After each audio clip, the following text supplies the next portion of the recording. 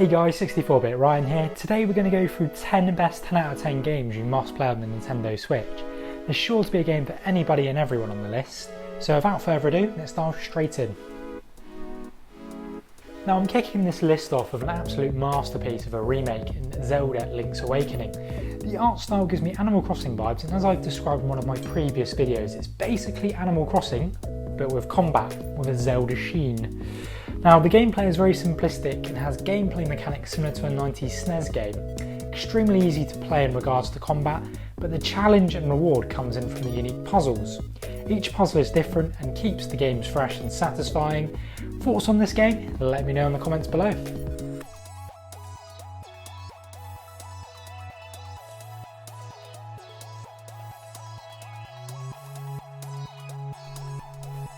Next up on the list we have Octopath Traveler, a title made by the famous creators of the Final Fantasy series and Square Enix. The game splices old-style 16-bit SNES graphics with 3D visuals, and it works so well.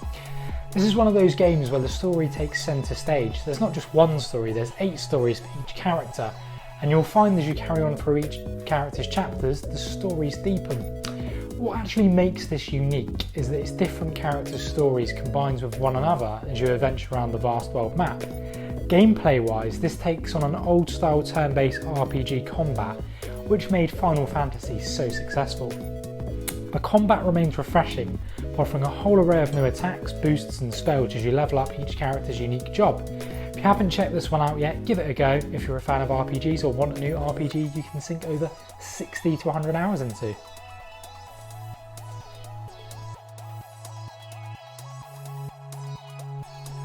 Now where would we be in a top 10 Nintendo list without a Mario game? After all, he has been a Nintendo mascot since the 80s.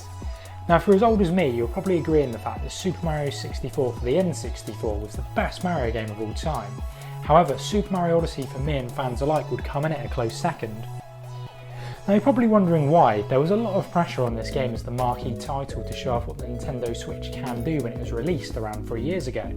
And in the end it excelled due to keeping the series so fresh after all these years. What I really like what Nintendo did with this title was they introduced a new mechanic through Mario's Hack Happy, so you can throw at a single enemy to attack. What I thought was really cool was where you could possess multiple enemies to your will. If you haven't checked out the latest Mario title out yet, give this a go as you will not be disappointed.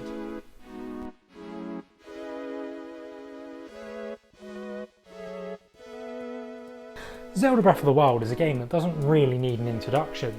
Especially if you're a Switch owner, the chances are you've probably played the death out of this game. Breath of the Wild is the first Zelda game in the infamous series that gives you complete freedom to do what you like. From exploring the vast lands of Hyrule, to taking down mobs of moblins, solving puzzles in the temples, to completing the dungeon-style Divine Beasts in order to take down Ganon. This 10 out of 10 title needs to be in every Switch owner's shelf.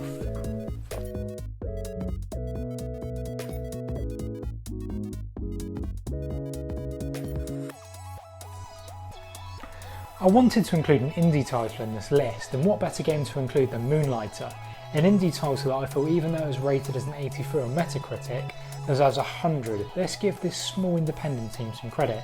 They've done a wonderful job of this game. In this little gem, by night you hunt monsters in the dungeons to collect loot, and by day you sell said loot in your shop. But there is more to it than just that. You have to gauge what price to set for the items you sell in your shop by judging your loyal customers' reactions. The more items you sell, the more money you get, which leads to upgrades to your shop, your character, and also allows you to craft better gear so you can unlock the next dungeon, which will then lead to making more money.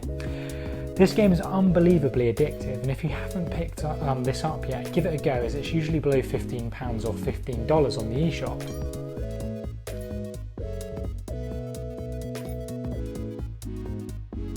Next up we've got Mario Kart 8 Deluxe. Now this did release on the Wii U, but it was such a successful 10 that it was re-released on the Switch. Myself and fans included would have liked a whole new Mario Kart experience, but I can't complain as this game is a joy to play, especially online or with friends or family at home. Such a simple racing game to pick up and play, a game where you can't just do one race as you'll always want a rematch against your opponent. To date it sold over 24 million copies, which is insane. To put that into context, over 50 million copies of the Switch console have been sold worldwide, which means near enough 1 in 2 Switch owners own this game, and to be honest, who can blame them? If you're the other half of the 1 in 2 that haven't picked this up yet, just do it because you won't regret it. Now, the Nintendoswitch is the king of current gen consoles when it comes to RPGs, and this RPG is one of the best made in my opinion. Some may debate it being a 10, but here's why I have it down as a 10. And that's the story and character interaction and their dialogue. Every character you speak to within your house, or one of the other 3 houses, have their own unique personalities, and you have to learn what they're interested in by engaging in conversation with them to convince them to join your house. Not only that, the combat system is very deep and immersive. Some complain about the auto battle, but if you're feeling lazy or know you're going to win the mission you've entered due to being over leveled, it's a nice mechanic to have. If you haven't got this one yet and you're a fan of RPG, sure to check this one out.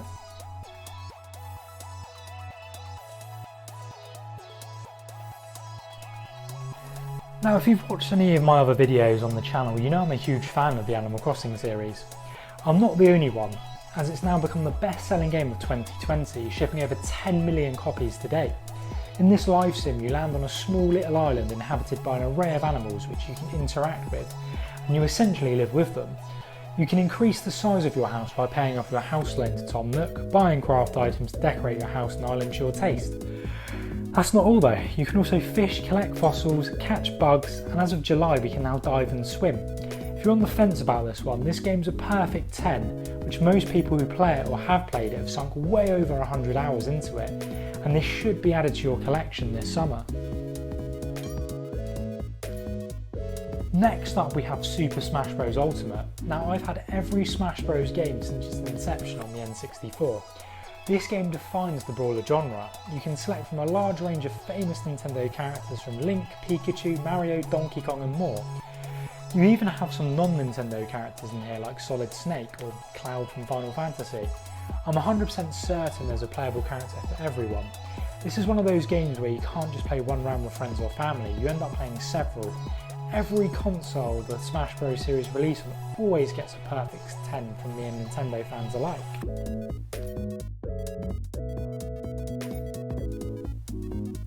So this title was originally released towards the end of the Wii U's life cycle, so did go largely unnoticed, but due to the huge success of Xenoblade Chronicles 2 on the Switch, this classic has been given a remaster with new improved graphics, gameplay and a rearranged soundtrack.